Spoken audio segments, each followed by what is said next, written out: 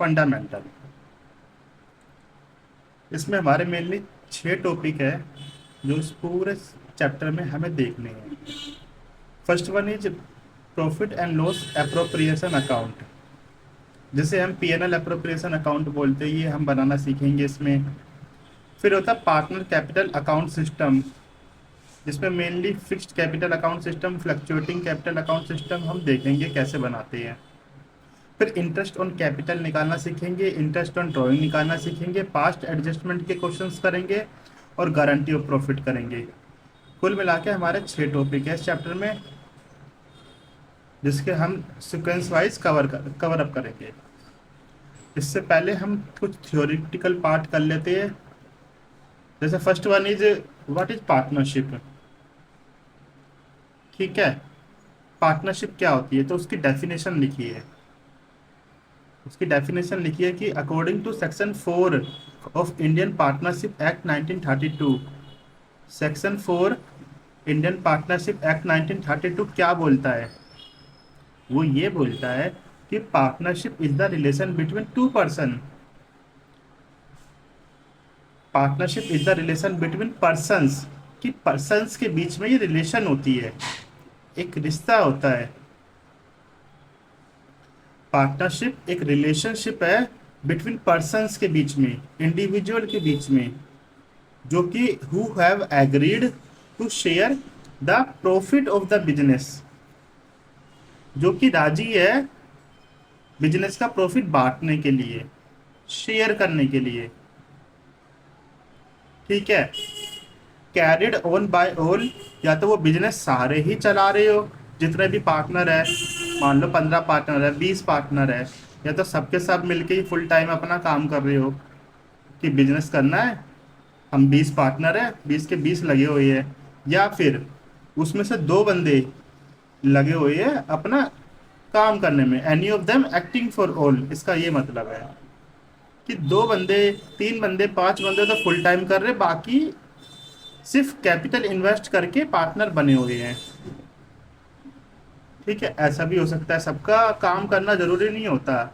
अगर आपने capital investment कर दी है तो आप पार्टनर हो, भले आप काम करो या ना करो। हाँ, लेकिन जो बिजनेस को एक्चुअली में एक्टिवली काम कर रहे हैं जो, उनको सैलरी मिलती है फिर, जो बिजनेस देता है। ठीक है, अब हम सेकंड देखेंगे, the person who have entered into partnership. जो बंदा पार्टनरशिप में एंटर्ड होता है विद वन अनदर इंडिविजुअल, किसी दूसरे के साथ, उसको हम बोल देते हैं पार्टनर्स। ये पार्टनर्स है। और कलेक्टिवली उन्हें क्या बोलते हैं? कलेक्टिवली एक फर्म बनाते हैं वो पार्टनर सब मिलके। ठीक है, वैसे तो इंडिविजुअली एक पार्टनर है, और जब सारे पार्टनर मिल जाएंगे तो पार्टनर्स बन जाएंगे, और कलेक्टिवली उन्हें एक फर्म बोलते हैं। The name under which the business is carried is called firm name. Business जिस नाम से चल रहा है वही हमारी फर्म नेम होती है। अब हम इसके फीचर्स देख लेते हैं कि क्या फीचर्स है इसके, कैरेक्टरिस्टिक्स ऑफ पार्टनरशिप। तो सबसे पहले होता है टू और मोर पर्सन। तो एक पार्टनरशिप फर्म बनाने के लिए कितने बंदे चाहिए? कम से कम 2, मिनिमम 2 पर्सन, और ज़्यादा से ज़्यादा 50, maximum 50 person are allowed to form a partnership. तो ज़्यादा से ज़्यादा आपको 50 बंदे, 50 पर्सन चाहिए, और कम से कम आपको 2 तो चाहिए ही। तो 2 और मोर पर्सन में आपके ये हो गया। फिर इसके बाद आता है एग्रीमेंट। क्या पार्टनरशिप फर्म को बिल्डअप करने के लिए एग्रीमेंट होना जरूरी है? हाँ, एग्रीमेंट हो सकता है, चाहे तो वो एग्रीमेंट ओरली भी हो सकता है, रिटर्न भी हो सकता है। ठीक है, partnership agreement can be either oral और रिटर्न, दोनों तरह से हो सकते हैं, या तो ओरल भी या रिटर्न भी। ठीक है, पार्टनरशिप फर्म बनी, पार्टनरशिप में बिजनेस हो रहा है, हमने ओरली तय कर लिया कि कैसे क्या काम होएगा, किसकी क्या ड्यूटी है, प्रॉफिट शेयर कैसे होएगा, सब चीज हमने ओरली तय कर सकते हैं या हम उसे रिटर्न में भी तय कर सकते हैं, पार्टनरशिप एग्रीमेंट बना के। ठीक है, पार्टनरशिप एग्रीमेंट बना के हम रिटर्न में भी लिख सकते हैं सब चीज कि कैसे बिजनेस चलेगा, क्या किसका क्या रोल रहेगा, किसका कितना प्रॉफिट शेयरिंग रहेगा। It is not necessary that such agreement is in return. ये कोई जरूरी नहीं है कि ये एग्रीमेंट रिटर्न में ही हो। ठीक है, N oral agreement is also valid. Oral agreement भी वैलिड होता है, but for avoiding any dispute in future, पर भविष्य में कोई लड़ाई झगड़ा ना हो, कोई डिस्प्यूट ना हो, return agreement is preferable. Return agreement he preferable है, कि वही ही सही है। फर्स्ट प्रायोरिटी रिटर्न एग्रीमेंट को ही देना चाहिए। The written agreement among the partner is को नोन एज पार्टनरशिप डीड। जो हम रिटर्न एग्रीमेंट बनाते हैं ना पार्टनर, उसको हम पार्टनरशिप डीड बोलते हैं। ठीक, अब हम देखते हैं थर्ड फीचर ऑफ पार्टनरशिप में, that is lawful business. Business आपका कानूनी दायरे में होना चाहिए, लॉफुल होना चाहिए। गैर कानूनी काम को आप पार्टनरशिप नहीं बोल सकते। आप वसूली करने को तो पार्टनरशिप नहीं बोलेंगे ना, कि 10 लोग वसूली करते एक मार्केट से, ठीक है, तो उसे पार्टनरशिप बोल देंगे, नहीं ऐसा नहीं होता। आपका कानूनी मर्यादा में रहते हुए बिजनेस को होना चाहिए। ए partnership is established for lawful business. ठीक है, बिजनेस आपका कानूनी के दायरे के अंदर ही होना चाहिए, तभी आपकी पार्टनरशिप वैलिड है। Profit sharing. प्रॉफिट शेयरिंग यानी कि जो मुनाफा होगा वो कैसे बांटा जाएगा। जरूरी नहीं मुनाफा ही हो, लॉस भी हो सकता है ना। इस जरूर हर बार ये तो ना जरूरी होता कि आपका प्रॉफिट ही हो रहा हो। तो अब हम देख लेते हैं एग्रीमेंट अमंग द पार्टनर। जो एग्रीमेंट होता है पार्टनर्स के बीच में, must be there to share profit. उसमें प्रॉफिट शेयरिंग की बातें लिखी होनी चाहिए। Sharing of losses is not mandatory, पर लॉस का जरूरी नहीं है कि वो बांटा जाए। ठीक है, कई बार क्या होता है,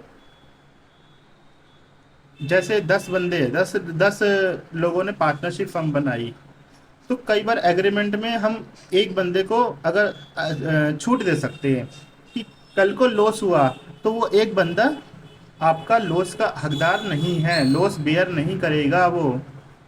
ठीक है, there can be a partner in profit only. ऐसा भी हो सकता है कि एक ऐसा कोई पार्टनर हो जो सिर्फ प्रॉफिट में हो, लॉस में उसका कोई हिस्सा ना हो, ऐसा हो सकता है। ठीक है, एग्रीमेंट आपका बनाया जाता है प्रॉफिट शेयरिंग के लिए। The agreement among the partner, जो पार्टनर के बीच में एग्रीमेंट होता है, मस्ट बी देयर, होना चाहिए, टू शेयर प्रॉफिट, प्रॉफिट को शेयर करने के लिए। And sharing of losses is not mandatory among the partner. Loss का शेयर मैंडेटरी नहीं है। There can be a partner, ऐसा कोई पार्टनर हो सकता है जो कि सिर्फ प्रॉफिट में अपना हिस्सेदारी रखे, लॉस में ना रखे। Mutual agency. Fifth feature of partnership, mutual agency. इसका क्या मतलब है? म्यूचुअल एजेंसी का यानी कि आपसी तालमेल बना के चलना, म्यूचुअली अंडरस्टैंडिंग होना। जैसे हमने पढ़ा था business can be carried on by all, चाहे तो बिजनेस सभी चला सकते हैं, सारे मिलके पार्टनर जितने भी है, और any of them acting for all, या उसमें से कुछ सबके बिहाफ पे बिजनेस चला सकते हैं। ठीक है, ये जरूरी नहीं है आप पार्टनर हो तो आपको बिजनेस वहां पर फुल डे वर्क करना ही करना है। आप कैपिटल इन्वेस्ट करिए, आप सिर्फ प्रॉफिट से मतलब रखिए। बिजनेस हर कोई नहीं चलाता। ठीक है, तो ऐसी म्यूचुअल एजेंसी, ऐसी म्यूचुअल अंडरस्टैंडिंग होनी चाहिए, और होती भी है। एक बिजनेस में कई कई पार्टनर होते हैं जो देखे भी नहीं होते, हमें पता भी नहीं कौन है। अब हम अपने पांचवे टॉपिक राइट ऑफ पार्टनर पे देख लेते हैं। पार्टनर के अधिकार ये बताता है कि पार्टनर के राइट्स क्या क्या है।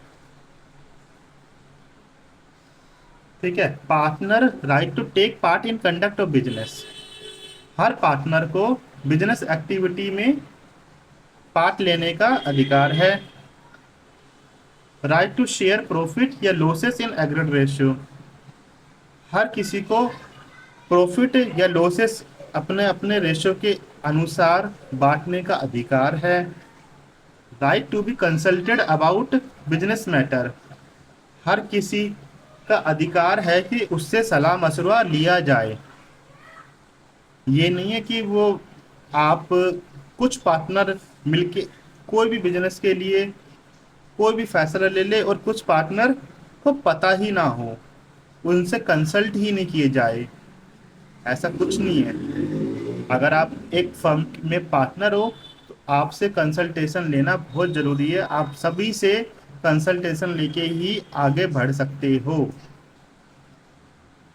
Right to inspect the books of account and have a copy of it.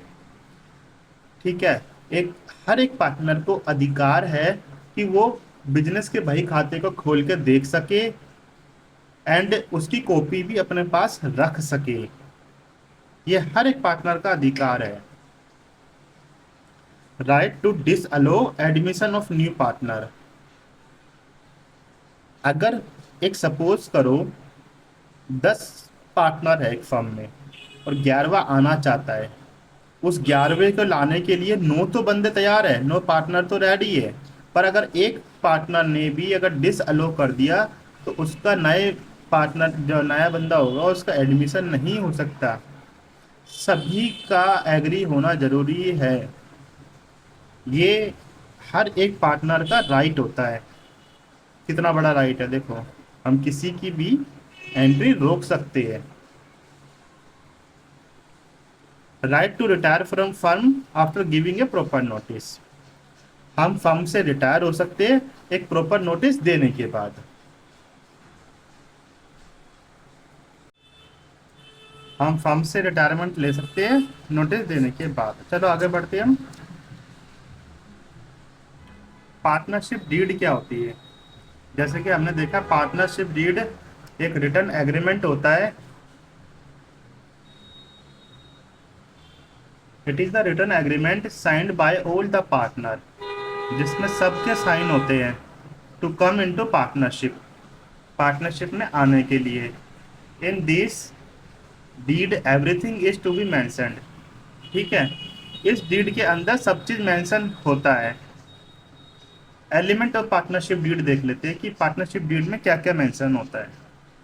Description of partner, partner का description, description of firm, firm का description, principal place of business, यानी कि बिजनेस आपका कहाँ ऑपरेट हो रहा है, यानी कि बिजनेस का एड्रेस। नेचर ऑफ बिजनेस, आपका बिजनेस का नेचर क्या है। कमेंसमेंट ऑफ पार्टनरशिप, आपकी पार्टनरशिप किस डेट से शुरू हुई है।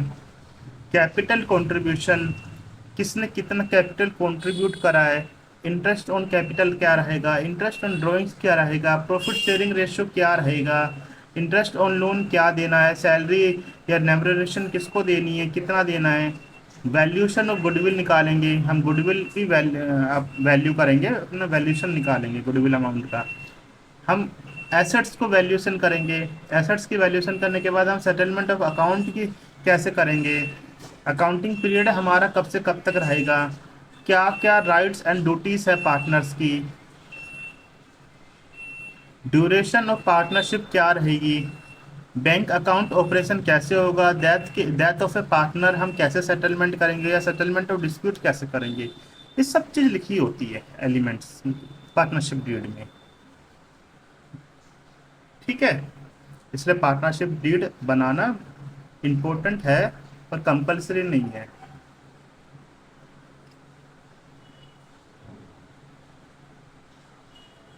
इम्पोर्टेंस ऑफ पार्टनरशिप डीड, इसकी इम्पोर्टेंस क्या है, इसको बनाना क्यों जरूरी है। ठीक है, इट गवर्न्स द राइट, ये हर किसी का राइट बताता है, अधिकार बताता है ड्यूटीज बताता है और लाइबिलिटीज बताता है हर एक पार्टनर की। क्या बताता है? Right, duties, liabilities, RDL. ये सबकी आरडीएल बताता है, राइट, ड्यूटी, लाइबिलिटीज।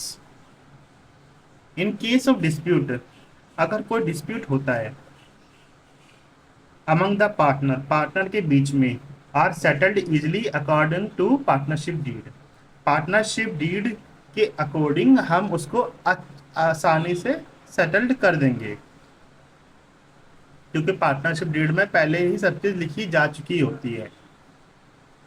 अगर आपने पार्टनरशिप डीड नहीं बनाई तो प्रॉब्लम है, तो बात का हेर फेर हो सकता है कि कोई कहेगा नहीं ये था, वो नहीं ऐसा था। और जो आपने पार्टनरशिप डीड में लिख दिया तो लिख दिया, कोर्ट भी आपका वो ही मानेगा। तो इसलिए थर्ड इम्पोर्टेंस पॉइंट आपका क्या आ जाता है? It also act as evidence in court, court में भी एविडेंस के तौर पे यही चलता है। पार्टनरशिप डीड ओरल एग्रीमेंट नहीं, उसकी कोई वैल्यू नहीं है। एक क्वेश्चन अराइज होता है, is it essential to have a partnership deed, क्या पार्टनरशिप डीड होना जरूरी है? तो answer is no. Partnership deed होना जरूरी तो नहीं है, जैसे हमने देखा था कि ओरल एग्रीमेंट भी हो सकता है। It is not essential but it is better to have a partnership deed in case partnership deed does not exist. अगर पार्टनरशिप डीड नहीं एग्जिस्ट करती है तब क्या होगा?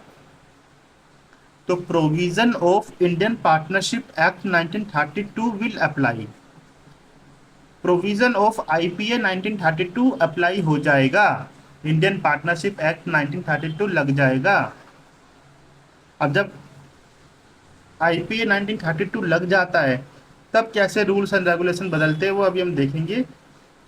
उससे पहले एक और क्वेश्चन है, is partnership is a separate legal entity, क्या सेपरेट लीगल एंटिटी है पार्टनरशिप? तो answer is no. Partnership is separate accounting entity, partnership एक अलग से अकाउंटिंग एंटिटी है, लीगल एंटिटी नहीं है। ठीक है, अब हम देखेंगे अपना provision affecting accounting treatment in the absence of partnership deed, यानी कि अगर पार्टनरशिप डीड की एब्सेंस हो, पार्टनरशिप डीड नहीं बनाई गई हो, तब क्या होगा, तब कैसे क्या काम होगा। ठीक है, तो सबसे पहले इंटरेस्ट ऑन कैपिटल पे क्या प्रभाव पड़ेगा, इंटरेस्ट ऑन ड्रॉइंग्स पे क्या प्रभाव पड़ेगा, रेम्यूनरेशन या कमीशन टू पार्टनर्स पे क्या प्रभाव पड़ेगा in the absence of partnership deed. Profit sharing ratio कैसे बांटेंगे, प्रॉफिट शेयरिंग रेशियो कैसे तय करेंगे, क्योंकि पार्टनरशिप डीड तो है ही नहीं, कुछ लिखा तो है ही नहीं। अब क्या करें? Interest on loan given by partner to firm कैसे तय करेंगे, interest on loan given by firm to partner कैसे तय करेंगे। ठीक है, ये सब चीजें तो हम बाद में देखेंगे कि एब्सेंस ऑफ पार्टनरशिप डीड में क्या करेंगे। सबसे पहले तो आप ये देखो इंटरेस्ट ऑन कैपिटल क्या होता है, इंटरेस्ट ऑन कैपिटल क्या होता है इसको हम देखते हैं। सपोज करो ये पार्टनर है और ये बिजनेस है,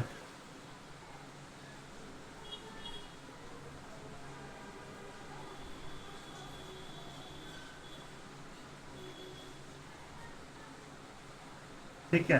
पार्टनरशिप, पार्टनर क्या देगा बिजनेस को? कैपिटल।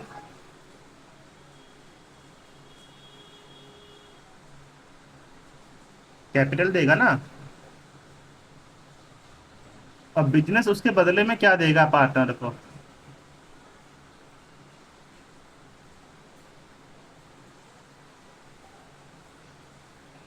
पार्टनर ने जो कैपिटल दी बिजनेस को, क्या वो उसका अपना पैसा है?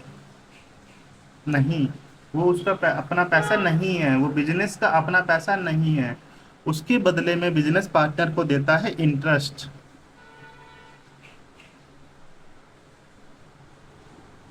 ऑन कैपिटल, जिसको हम शॉर्ट में आईओसी लिखेंगे और बोलेंगे। बाकी आपको इंटरेस्ट ऑन कैपिटल ही लिखना है और बोलना है। अच्छा, इंटरेस्ट ऑन ड्राइंग्स हमने देखा, वो क्या होता है? इस केस में तो पार्टनर दे रहा है कैपिटल और इंटरेस्ट ऑन कैपिटल, इंटरेस्ट कमा रहा है कैपिटल पे। पर कभी कभी क्या होता है, पार्टनर को पैसे की जरूरत पड़ जाती है, तब उसके पास पैसा होता नहीं है, तो वो फर्म लिख लेते हैं। फर्म बिजनेस एक ही बात है। तो वो फर्म से अपनी अपने बिजनेस से पैसा ले लेता है अपने पर्सनल यूज के लिए, उसको हम बोलते हैं ड्राइंग्स। ड्राइंग्स, ठीक है। अभी ड्राइंग्स उसने पैसा ले तो लिया, पर्सनल यूज के लिए अपने बिजनेस से निकाल लिया, तो उसके बदले में वो कुछ बिजनेस को देगा नहीं, फर्म को देगा नहीं, देगा। वो क्या देगा? वो देगा इंटरेस्ट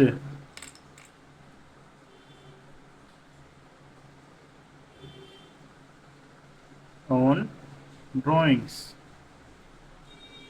जैसे हम आईओडी भी कहेंगे, इंटरेस्ट ऑन ड्राइंग्स, ठीक है। तो आप देखते हैं हम,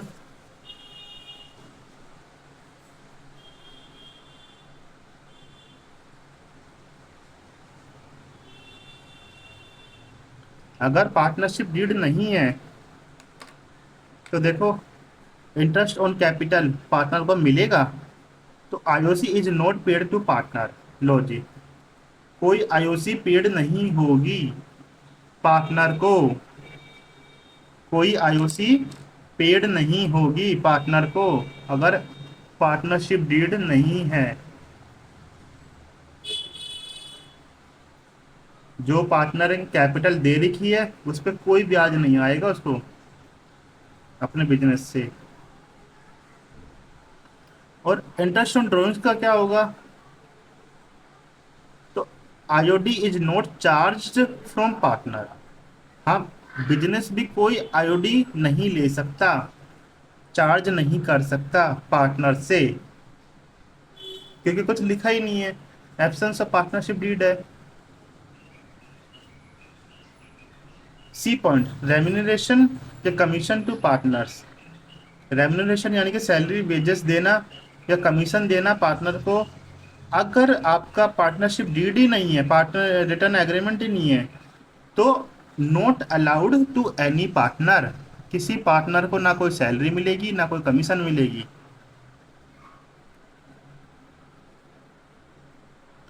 profit sharing ratio, D point है प्रॉफिट शेयरिंग रेशियो, ठीक है। प्रॉफिट या losses are shared equally by the partner. यहाँ पर इक्वल ही उसको प्रॉफिट शेयर सभी पार्टनरों में हो जाएगा। अगर लॉस हुआ तो लॉस इक्वल शेयर हो जाएगा। अगर किसी का रेशो सपोज करो 40% है, किसी का 20% है, किसी का 15% है, अब वो चीज़ें नहीं लगेगी, अब सीधा सबको बराबर बराबर बढ़ जाएगा। मान लो 1 लाख का प्रॉफिट हुआ, 10 पार्टनर है, तो आपका 10-10 हज़ार रुपये सब में बढ़ जाएंगे।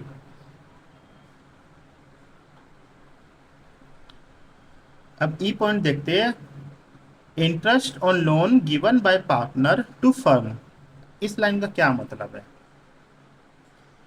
देखो, इसको अगर पढ़ो ना, तो इंटरेस्ट ऑन पे तो हटा दो, अभी आप पढ़ो loan given by partner to firm. Loan given by partner, partner ने लोन दिया, किसको दिया? फर्म को दिया, ठीक है। यहाँ पार्टनर कैपिटल दे रहा था,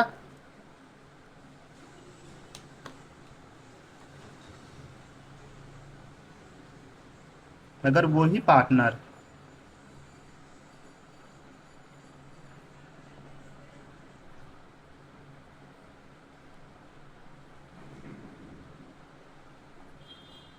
लोन के रूप में पैसा दे रहा है बिजनेस को, तो यहाँ पर क्या देगा बिजनेस उसे?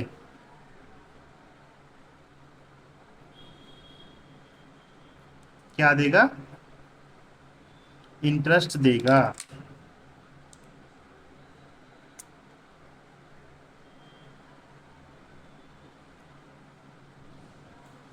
Interest at the rate 6% per annum के हिसाब से देगा।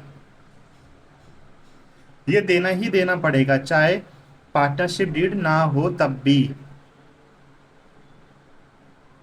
क्योंकि ये चार्ज अगेंस्ट प्रॉफिट है। ये जो खर्चा है ये फर्म का एक खर्चा है कि ब्याज देना।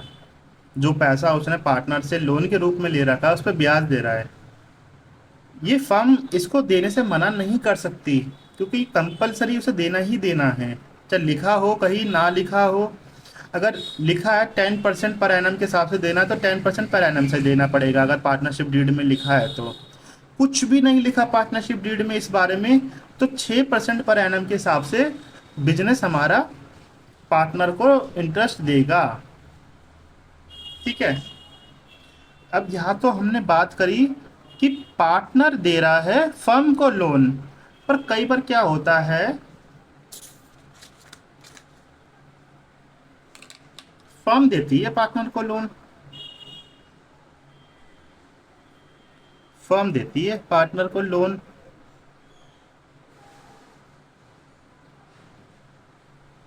पार्टनर को पैसे की जरूरत पड़ी, उसने लोन के रूप में फर्म से पैसा ले लिया।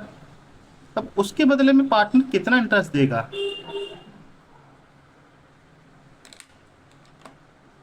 उसके बदले में पार्टनर कितना इंटरेस्ट देगा, तो यहां देख लेते हैं। अगेन इंटरेस्ट ओन हटा दो। Loan given by partner, loan given bye sorry firm, किसके द्वारा दिया गया? फर्म टू पार्टनर, पार्टनर को दिया गया। तो interest is not received from partner. तो इस रूप में पार्टनर अगर लिखा नहीं है कहीं तो कुछ नहीं देगा फर्म को, एब्सेंस ऑफ पार्टनरशिप डीड में। अगर लिखा है तो उतना ही परसेंटेज देना पड़ेगा। अगर एब्सेंस है पार्टनरशिप डीड की तो फर्म को कुछ नहीं मिलेगा, पार्टनर से लोन अमाउंट का इंटरेस्ट कुछ नहीं मिलेगा।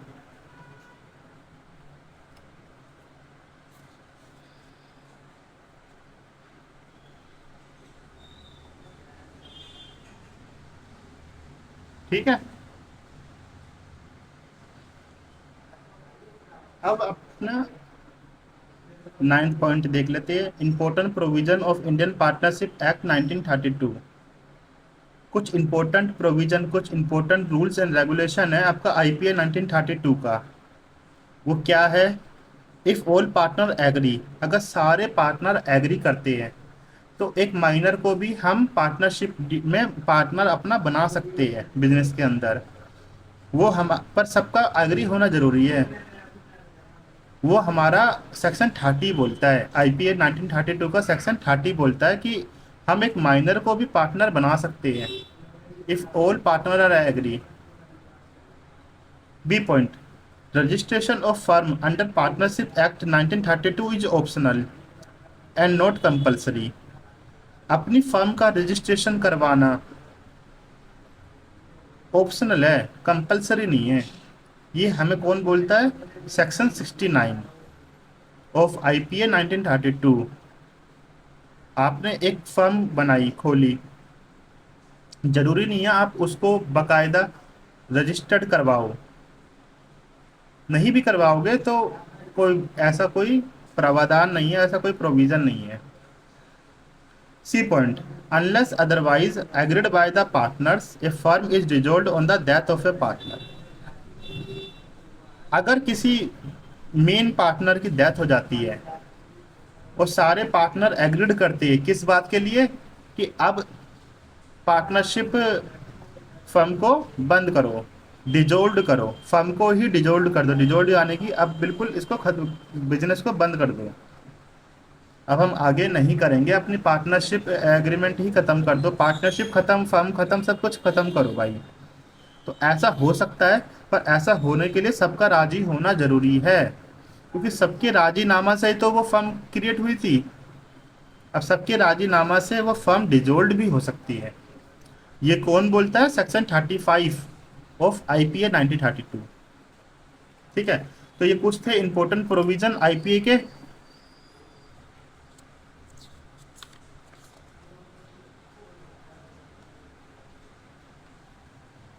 लाइबिलिटीज देख लेते हैं हम, पार्टनर की लाइबिलिटीज क्या क्या होती है। If a partner carries on business in competition with firm without the consent of other partner and earn profit from such business, the profit shall be paid to the firm. However, losses are to be borne by him only. ये देखो, इस line का ये मतलब है कि अगर कोई पार्टनर अपना बिजनेस करने लग जाए अलग से, और वही बिजनेस करने लग जाए जो वो पार्टनरशिप में कर रहा है, तो उसको जो प्रॉफिट होगा वो फर्म को ही देना पड़ेगा, और जो लॉस होगा तो वो भाई वो खुद अपना इंडिविजुअल लेवल पे भुगते। ठीक है। If a partner carries on business, अगर एक पार्टनर अपना बिजनेस चलाता है इन कंपटीशन विद फर्म, अपनी ही फर्म के कंपटीशन में, यानी कि वो ही काम कर रहा है जो फर्म करती है, without the consent of other partner, दूसरे पार्टनर के कंसेंट के बिना चलाता है, एंड अर्न्स प्रॉफिट, और मुनाफा कमाता है, फ्रॉम सच बिजनेस, उस बिजनेस से जो उसने अलग खोल लिया है, तो profit shall be paid to the firm, तो प्रॉफिट जो होगा फर्म को पे होगा। अगर लॉस होता है तो वो उसके द्वारा ही मीट किया जाएगा।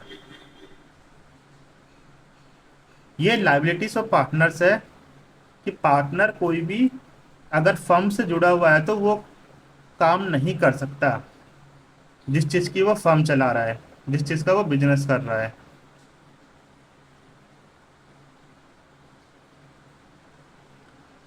B point, if a partner earns profit for himself from any transaction of firm और use of firm's property on business और business connection, profit shall be paid to the firm. अगर पार्टनर मुनाफा कमा लेता है इंडिविजुअल लेवल पे अपने लिए, from any transaction of firm, कोई भी बिजनेस की ट्रांजैक्शन से, या फर्म की प्रॉपर्टी को यूज करके, या अपने बिजनेस कनेक्शन को यूज करके, तो प्रॉफिट अल्टीमेटली उसको फर्म को ही पेड करना पड़ेगा, खुद नहीं रख सकता वो। ठीक है, ये लाइबिलिटीज थी। अब हम 11th पॉइंट देखते हैं, difference between charge against profit and appropriation of profit.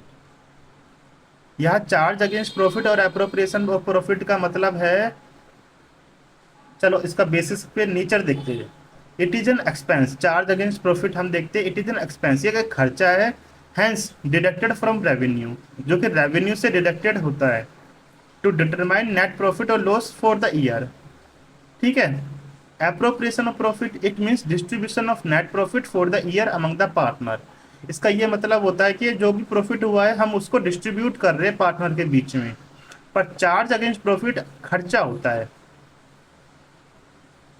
Appropriation of profit खर्चा नहीं होता, हम प्रॉफिट को बांटते हैं, इसमें डिस्ट्रीब्यूशन करते हैं।